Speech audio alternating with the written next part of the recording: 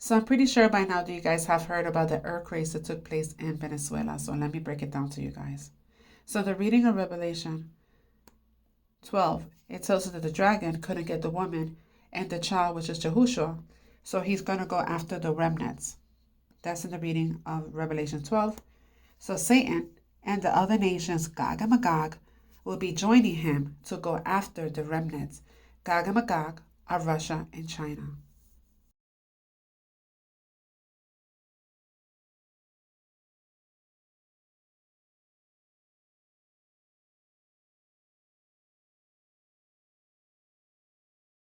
So the dragon comes out of the sea. That's why they're all by the shores right now. And who is with Russia and China? The United Nations. And this is who they're alliance with. The New World Order, Russia, Putin worships Satan. So it tells you in the reading, Ezekiel 39, that yes, enemies will come and try to redo the same thing, repeat history that they did the first time around when they came and colonized us and enslaved us. But it's not going to work the second time around because Yahuwah and Yahushua are with us right now. What's happening is right now that if you're a red nation and you're breaking covenant, including these religions that you're under Christendom, they're going to get you. So this is in the scriptures, the time of Jacob's trouble. We're Jacob, and this is what's happening to our people right now. So you have to understand during colonization, Christendom and colonization came together hand in hand. And this is the religion that they gave to us. It's a form of godliness denying its power, which is Yahuwah. And they gave you Satan's name throughout the book. Remember, history is written by the victor, and that includes the Bible, the book of the law. So that's why Trump rededicated America to God, the God of fortune. That is just telling you that we're going to do it all over again. This is recolonization all over again. That's why they're only targeting the red nations. And you should know by now that Lucifer is the Statue of Liberty. He's the light bearer. All the founding fathers from the beginning, from George Washington all the way to the current one, are Luciferian. And if they serve Lucifer, they're satanic, they're Freemasons, witches, and warlocks. That's what they are.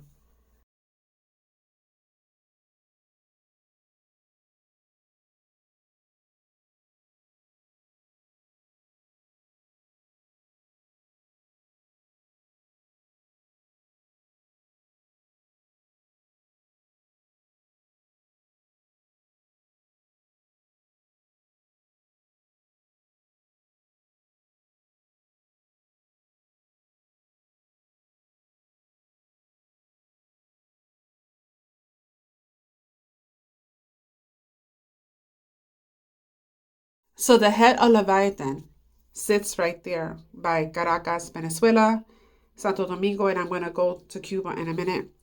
And earlier today, when I was putting these images together, I heard Colombia would be next. It's funny because I just came across a video from a prophet who's saying that Colombia would be hit next. Okay, so that's the head of the serpent, the dragon. So the Jesuits would not only run America, Canada, but they also run South America. So this is Argentina. So they run Argentina. They're also over Brazil, and this is the head of the serpent by Argentina and the ice wall Antarctica. Okay, but they also run Brazil because Brazil was part of Africa. You see this, the ice wall. I will be sharing these images with you guys. So this is what this all means. I will be sharing this with you guys. So this is Brazil. So they run that part of Brazil as well because that part of Brazil, of Southern and South America, is actually part of Hamite territory. It's Africa. That's where the land masses were together. So again, that's why you think that they always do the carnival, which is carne means meat and ball, meat for ball. That's why they do these carnivals every year, and it's very satanic in nature, right? Because again, this is when they were all together, all the land masses, territory assigned to Japhet, to Ham. His son was right here, Canaan, and then Shem took possession because Yahuwah gave it to us, the land of Canaan. So, surprise, surprise, Mexico is there to give aid.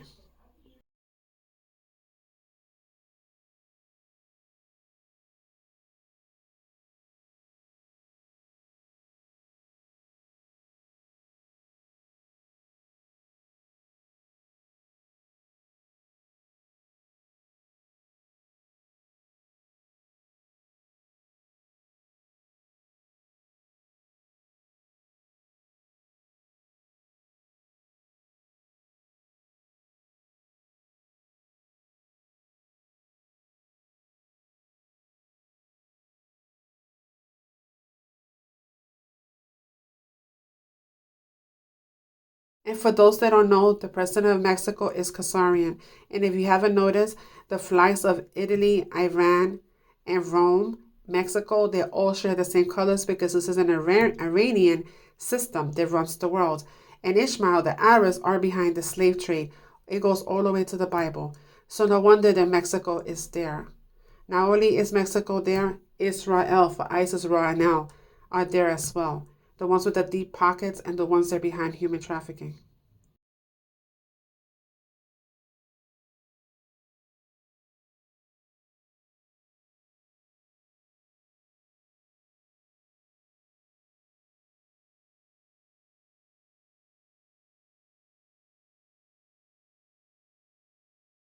Because they all work together, so Trump had to make it seem like he was going to arrest Maduro, whatever his name is, even though he is part of the Brotherhood. This is all staged. That's why he's smiling in all the pictures, and he has changed his outfit like 4 times. And you see pictures of him smiling with his captors. Oh, wow. Because they all work together. They all work together. And now Trump is going after Cuba. You see, so they turned the powers off because Cuba has no power, no water in some cases. The people are starving. This is not new. Okay, so Isu calls his sons the dukes, right? Castro is Iranian, was Iranian, and he's a Duke of Castro. These people sit in all our territories and they run our territories. So it tells you in the scriptures that Isu is Rome.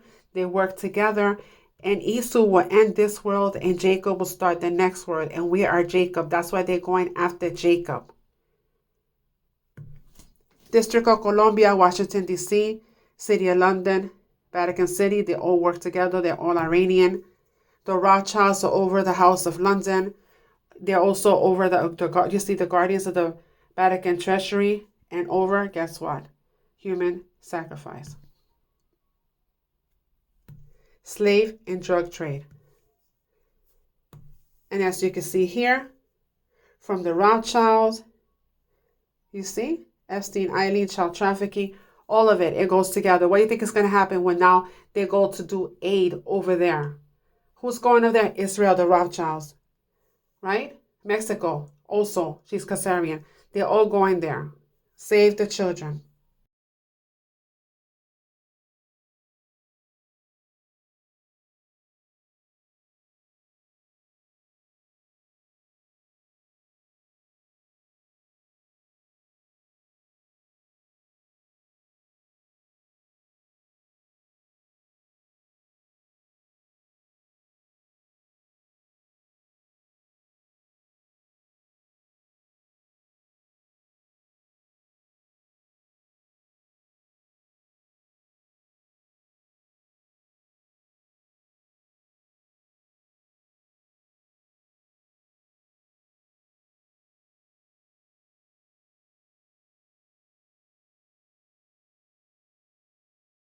Castro is pure Iranian ancient bloodline, and he's directly descended from Pope Paul III. He is from the papal nobility family, and he's from the Dukes of Castro. And Pope Paul III had 3 sons, and he gave each of them a dukedom. The Duke of Castro, the Duke of Piacenza, which is a city in northern Italy. That's where Castro's father was born. And you've done the genealogies. Absolutely. So far, these people have been very good in veiling the truth and hiding it, because the Rockefellers own the University of Chicago. The Russell Trust runs Yale University. All these bloodlines control information, scholarship, and every single aspect, and sciences, of course, almost every single aspect of our lives that shape our world. And if you go back some more into the Bible, you will also find mention of a global genocide. And so this is basically the Jesuit embrace, enfold, extinguish. It's the secret history of the Jesuits. So during the Columbus Exchange, that was the first colonization. You see, they took people, human populations, that is the slave trade, human trafficking, what they're doing today. And when they came here, 90% of our people died. That's how many of our people died. And right now in FEMA camps that they're taking our people, Philippines.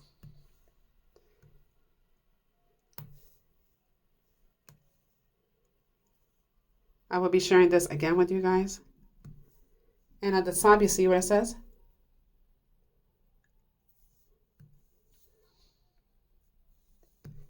Native American genocide. So now to the butcher of Cuba.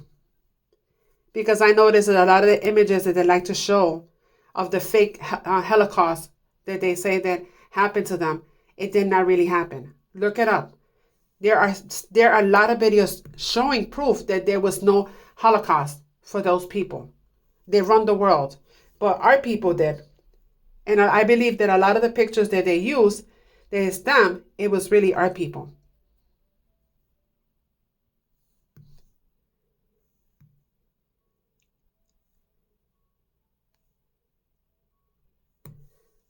This is a Colón Cemetery, Havana, Cuba, 1898. Those are all bones. 225,000 Cubans died in 18 months. And you think they won't do it again.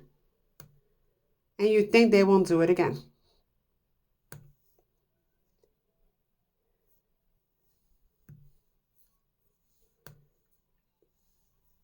So right now, Cuba doesn't have any aid, no electricity, and they're hungry. They're going through it, right? And Trump is mocking them and how he's going to take over them. This is the recolonization of our people again, the red nations. And now, same thing with Puerto Rico.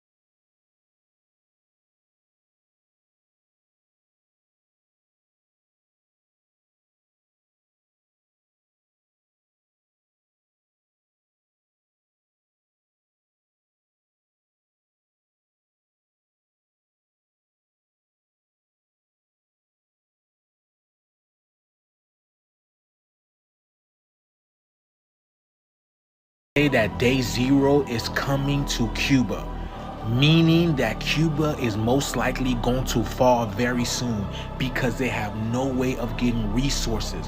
And it's crazy because I seen a video of Donald Trump talking about how Cuba is going to change, and I thought they were going to uplift Cuba, but no, y'all, they have no resources and it's going to shut down pretty soon. Alert in Cuba, day zero in my country. That's what's coming from March 15th on. Basically, the message is that the country is running out of fuel. No gas for the cars, no power for the plants, and then national blackout. Honestly, it's not hard to believe. Look at my life right now. I only had 5 hours of power every single day. I barely have any running water. There is a severe crisis with transportation, and even the food is not moving because of the fuel. The government is not saying this officially yet because they want to avoid panic and more protests, but we're feeling it. When the gas hits the zero, everything stops. No lights, no water, no way to move. This is the reality starting March 15th. There is a massive shit that's currently taking place on the planet. Because even Cuba looks like it's stuck in time. You ever seen Cuba before? But I'm thinking about how like this is civil warfare in a way, man. Because it's like it's America doing this to its own people, bro. And then they rather go help other countries than rather help the people in their own country. Bro, you see what I'm saying? But this is the game coming to an end, bro. This is the game. But let me know down in the comments below, man. The shift is here. Let's continue to get it. Peace in. Havana Vieja, an area that basically always has power because the underground grid is connected to the government buildings that are super close right up there. But right now, all the lights are off here, which is unprecedented and not normal, meaning that I think the new the new sanctions from today are creating an impact right now. The new sanctions from today have made the government, this is my belief, I don't know for sure, have made the government decide to turn off their own lights here on the government buildings, and which is impacting Havana Vieja right here. You can see some lights here, but this is the first light that I've seen in 10 blocks.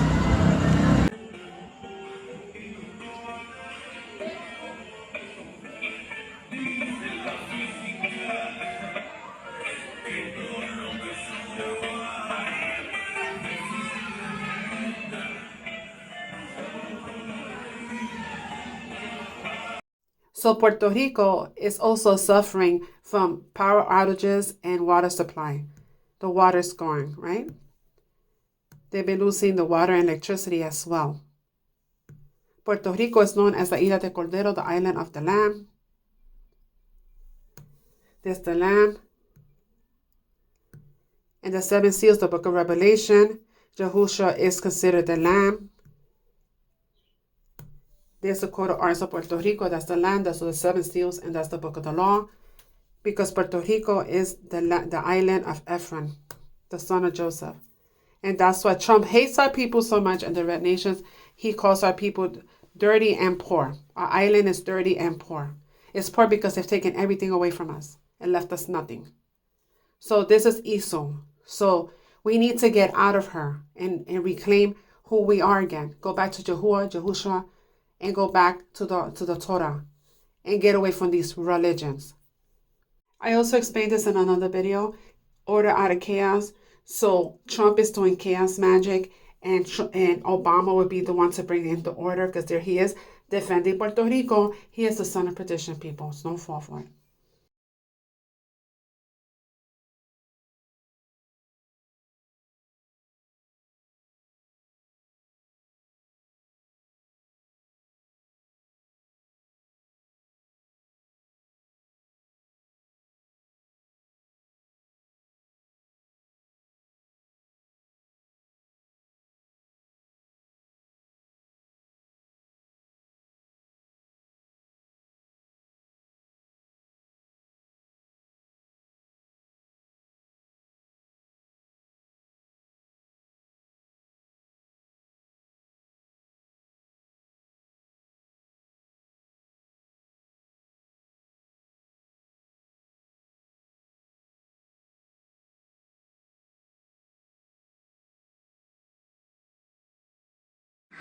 General.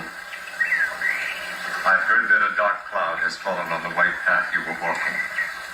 It is good that you have turned your thoughts to the Cherokee. It was caused by Yahuwah.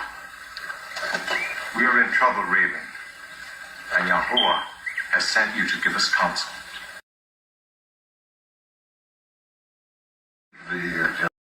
Okay, you guys, so 2 days ago, massive earthquakes hit Venezuela, Japan, and California, all within an 8-hour time span. Venezuela had it the worst because they had back-to-back earthquakes, both 7.5, 7.2 magnitude. What was crazy about that is Call of Duty has a video game that came out in 2013 where the storyline featured a major US conflict with Venezuela. And the mission was to infiltrate Caracas to capture a high-value target, Victor Ramos, who was head of the Federation's research and development. That's just coincidental because, as you remember, Donald Trump sent troops to Venezuela to capture Nicolas Maduro. So it's almost as if the game predicted that the US would have conflict with Venezuela and end up capturing a high-value target, Victor Ramos. Now, in the video game, there was a mission in Caracas where they infiltrated Caracas during the Federation's capital while the city is celebrating. And the two major holidays that are celebrated in Venezuela are their Independence Day and the Battle of Carabobo, which took place on June 24th. So in real life, the Venezuelans were celebrating June 24th on the same day that the earthquake hit, June 24th. And in the video game, Caracas has been destroyed by a flood, so there's a bunch of rubble, and this is what it looks like, similar to what Caracas looks like today after the earthquake. But what many people find interesting about the video game is that by 2027, Caracas had grown into a sprawling metropolis. The city that was destroyed by the flood was basically rebuilt after the capture of the high-value target. And so now it looks like this, basically a smart city.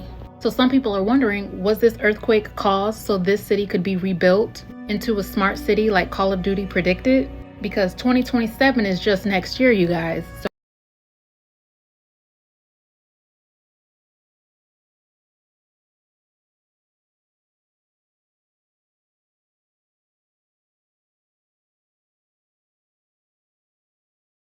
So, Venezuela just shook. This isn't geology, this is war.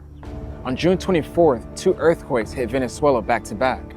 A 7.2, then 40 seconds later, a 7.5. The largest quake to hit Venezuela in over 125 years. Buildings collapsed in Caracas. 164 confirmed dead, thousands feared. A tsunami warning was even issued. The airport shut down, and the nation declared a state of emergency. I need you to understand something. This isn't just a natural disaster. June 24th is a national holiday in Venezuela. The Battle of Carabobo in 1821, the day they declared independence from Spain. See, the people were home, the buildings were full, and the earth opened up. Ephesians 6:12, for we wrestle not against flesh and blood, but against principalities and rulers of dark places. Not all of you are going to understand this. I'm talking to the ones who's awake. See, this is principality move. Most people don't know this, but let me show you something deeper. Venezuela sits on the Caribbean plate, literally where 2 tectonic systems collide beneath the sea. In Job 41, it describes Leviathan, the beast that stirs the deep. That makes the water boil like a pot, that causes the earth to tremble at his rising. See, the ancients, they weren't writing mythology. They were describing something real that moves beneath the surface of this world. Now follow me. Venezuela sits on the largest proven oil reserves on earth. More than Saudi Arabia, more than Iraq, more than any nations on earth. Oil is ancient energy, compressed life from the deep earth, the lifeblood of global power. And the nations that control oil control the throne. Just before the earthquake, Maduro had already been captured by US forces, and Venezuela is in a political collapse. See, the system, it doesn't want you connecting the dots. Just think about this for a second. On National Independence Day, everyone is at home at 6 p.m., and then an earthquake happens. This is not random, brothers and sisters. This is orchestrated in a realm that most people can't see. Be still, know thyself, and know God. All praise due to the Most High.